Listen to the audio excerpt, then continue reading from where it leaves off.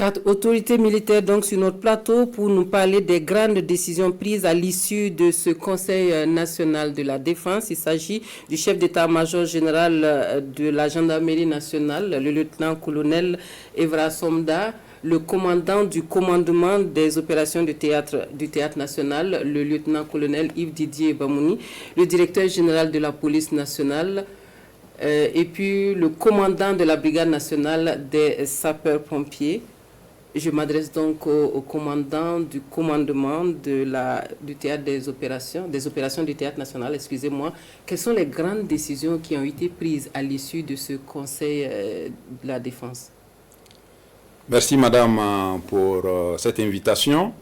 En effet, le président du FASO, le lieutenant-colonel Paul-Henri Sandao Damiba, chef suprême des forces armées nationales, a réuni ce lundi 20 juin 2022 le Conseil supérieur de défense nationale, CSDN, autour de la situation sécuritaire toujours préoccupante dans notre pays, en dépit des efforts déployés par les forces de défense et de sécurité sur le terrain de la lutte contre le terrorisme.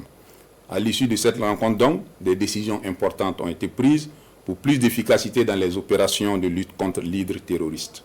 À ce titre, les membres du Conseil supérieur de la défense nationale ont décidé de la création d'une brigade de veille et de défense patriotique, BVDP, sous tutelle du ministère de la Défense nationale et des anciens combattants.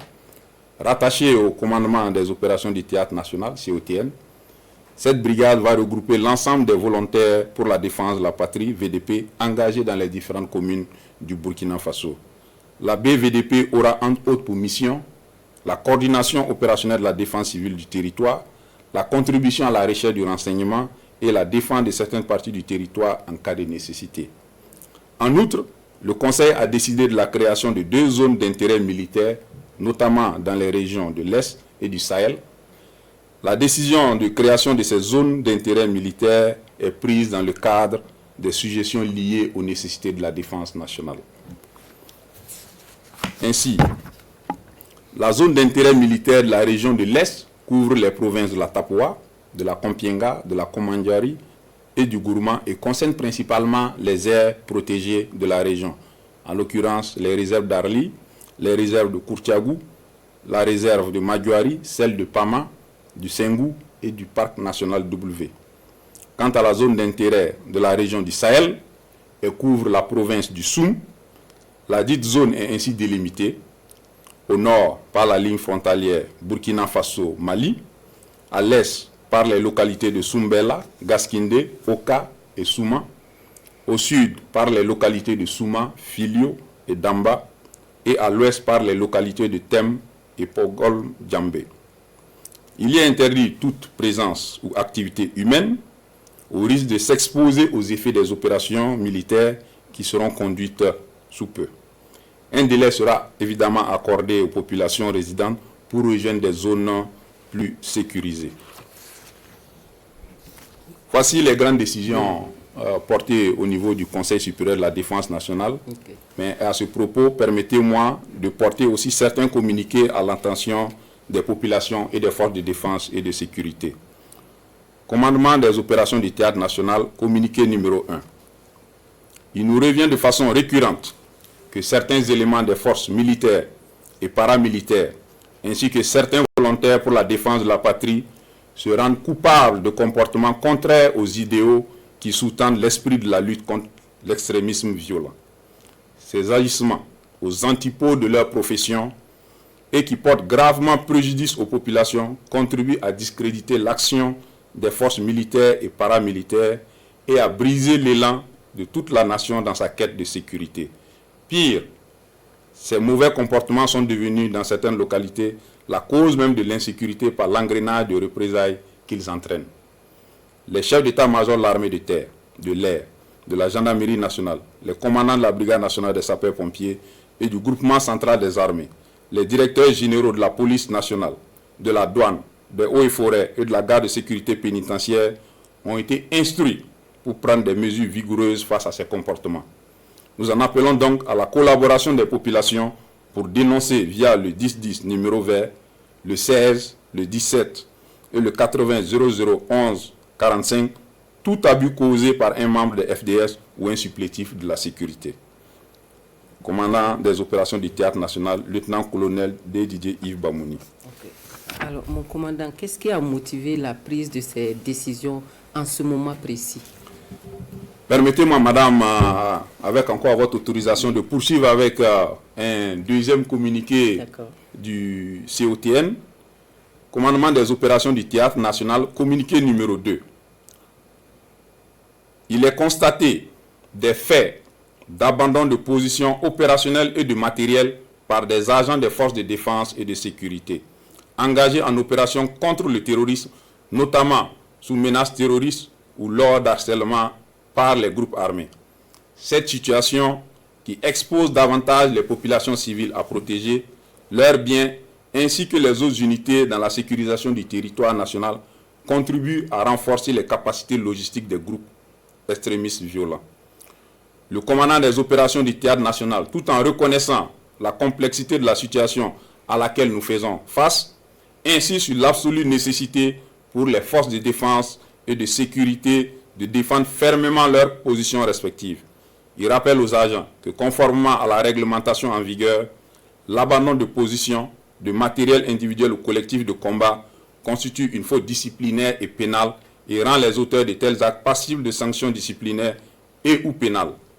Par conséquent, et conformément au texte en vigueur, tout personnel projeté dans le cadre des opérations de sécurisation qui, sans avoir épuisé ses moyens de combat, s'adonnerait à de pareilles pratiques, s'expose à des poursuites disciplinaires et pénales. Le commandement des opérations du Théâtre national, lieutenant-colonel Didier Yves Bamouni. Merci madame pour répondre à votre question. L'ensemble de ces décisions qui ont été prises visent à améliorer l'efficacité de l'action militaire sur le terrain par la prise de mesures non militaires visant à renforcer encore cette action de lutte contre le terrorisme. Nous avons noté que certaines actions non militaires ont besoin d'être prises pour mieux encadrer les opérations militaires. Et c'est dans ce sens qu'à travers ce Conseil supérieur de défense nationale, les autorités ont décidé en tout cas de prendre ces mesures-là pour mieux encadrer ces opérations et permettre d'engager plus d'efficacité sur le terrain. Et puisque nous vous avons sur le plateau, est-ce que nous allons demander, on peut vous demander à chacun d'entre vous un message à l'endroit des populations? Le message qu'on peut passer aux populations, c'est qu'on comprend les difficultés dans lesquelles certaines populations du Burkina Faso sont. On a maintes fois appelé les populations à collaborer. On reconnaît aujourd'hui que les populations donnent des informations. On demande aux populations de faire confiance à leurs forces de défense et de sécurité. Malgré les difficultés du moment, la victoire sera certaine. On a besoin d'une unité nationale, population, gouvernement, FDS pour réussir cette lutte. La police nationale aura un mot. Oui, madame, alors, c'est comme le disaient mes prédécesseurs, aujourd'hui, il faut une véritable union sacrée autour de FDS. À quelque niveau que ce soit, dans quelque localité que ce soit, sans cette union sacrée, il n'est pas possible d'engager véritablement une lutte à succès. Donc les autorités l'ont rappelé à plusieurs reprises, le chef de l'État en premier, et nous, en tant que FDS, nous embouchons la même trompette pour appeler vraiment à l'unité nationale et à cette cohésion qui nous permettra véritablement d'engager de vraies victoires.